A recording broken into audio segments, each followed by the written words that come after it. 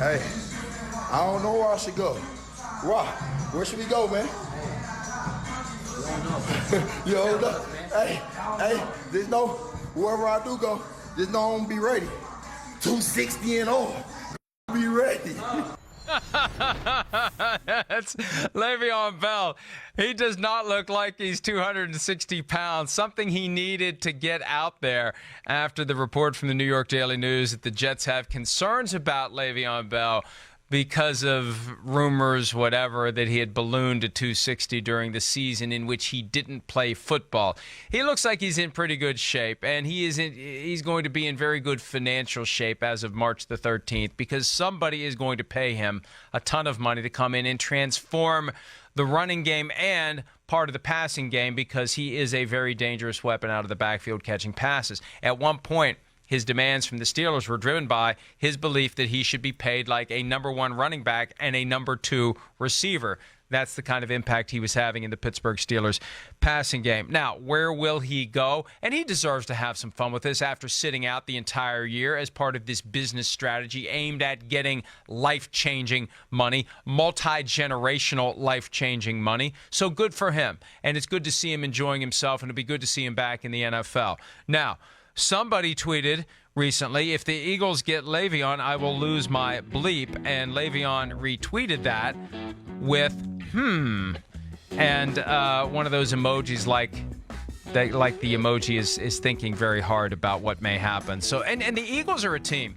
I did weekly spots during the season last year on WIP in Philadelphia. And every week, up until the Week 10 window came and went and Le'Veon Bell was shut down for the year, there was an angle about Le'Veon Bell to the Eagles. Up until the trade deadline, is there a way that Le'Veon Bell ends up with the Eagles? And think about what a guy like Le'Veon Bell could do for the Eagles. And they've got Carson Wentz for one more year, maybe 2 more years, although the second year is going to be the fifth-year option, which will be north of $20 million. But until they pay Carson Wentz a huge contract, they could afford to dump a lot of money into Le'Veon Bell's pockets. So the Eagles are one of the teams that you would have to at least put on the fringes of being in play. They didn't have Jay Ajayi for much of last year. He tore an ACL.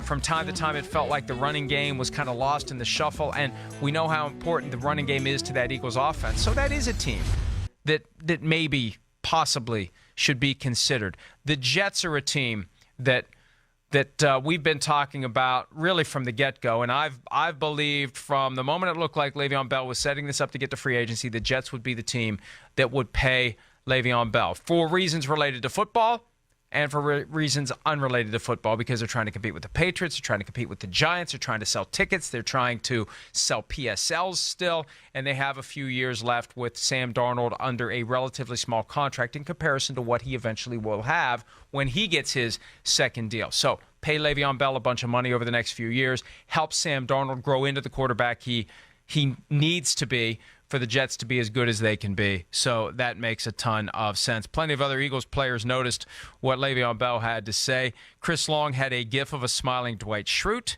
and Malcolm Jenkins had a picture with the words "come quickly" on it. So the Eagles would like to have Le'Veon Bell. The Jets, I think, would like to have Le'Veon Bell. There aren't a ton of teams that really need a workhorse running back, but there are enough. And all it takes is 2. Last year, at the end of the day, it was the Jets and the Vikings that were pursuing Kirk Cousins. That was it. And that was enough to get Cousins $28 million a year, fully guaranteed for 3 years. And here's how this will play out. We'll be in Indy this week, and the scouting combine becomes tampering central in the NFL because there will be communications that naturally occur between agents and teams about players currently on the team represented by that agent. And, oh, by the way, that agent has other clients with other teams who are due to become free agents, and they'll talk about them as well. And they do it face-to-face, so there isn't a paper trail. There isn't a cell phone trail. There's nothing that can be used to prove that these conversations happen, and they will happen. I want to say it's the best-kept secret. It's the worst-kept secret. It's not even a secret anymore. It happens. The agents will go to Indianapolis because they have a meeting there in connection with the NFL Players Association, and the agents will meet with the teams. And some agents will meet with every team.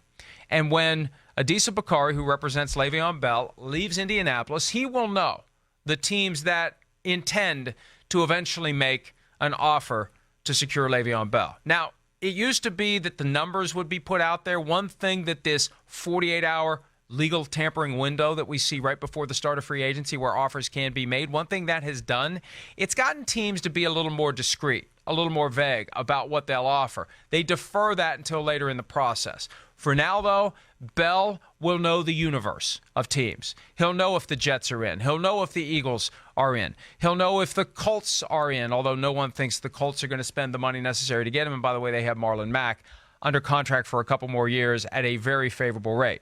Any team that's got a young running back under a rookie contract, you don't want Le'Veon Bell. Even if you're using that young guy as your workhorse, you don't want Le'Veon Bell to replace him because you're going to be spending a ton of money on Le'Veon Bell. And any team that likes to go with 2 or 3 running backs, that team's not going to want Le'Veon Bell. You know, and something that we'll do for PFT, we'll go through the standings, we'll go through the 32 teams and identify any team that potentially could want him, and more importantly, the teams that definitely wouldn't. The Cowboys aren't going to want him. The Vikings aren't going to want him. Any team with a young workhorse running back is not going to want Le'Veon Bell. But again, all it takes is 2, and I have a feeling it'll be more than 2. It may be 4 or 5 by the time it's all said and done. The Raiders could jump into this. Who knows?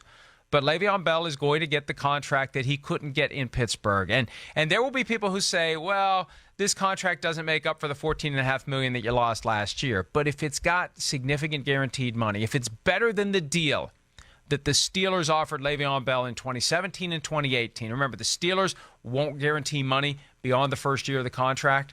They won't do it. Other teams will. This is what Le'Veon Bell has been waiting for, and one of the big reasons he's not going to be back in Pittsburgh, because the Steelers will not structure contracts the way that most, if not all, other teams will. I think the Bears may be the only other team that is careful about guaranteeing money beyond that first year. Other teams will do it. Someone will do it for Le'Veon Bell, and Le'Veon Bell is going to make a ton of money on or before, officially on March 13, but he'll know on or before March 13 where that money's coming from. Hi, I'm Mike Tirico, and thanks for watching. Make sure to hit subscribe for the latest news and highlights from NBC Sports.